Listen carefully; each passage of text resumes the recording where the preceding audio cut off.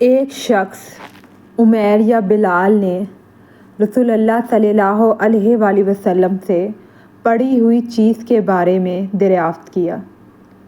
آپ نے فرمایا اس کی بندھن پہچان لے، یا فرمایا کہ اس کا برتن اور تھیلی پہچان لے، پھر 1 سال تک اس کی شناخت کا اعلان کرواؤ، پھر اس کا مالک نہ ملے تو اس سے فائدہ اٹھاؤ، اور اگر اس کا مالک آ جائے تو اسے سونپ دو۔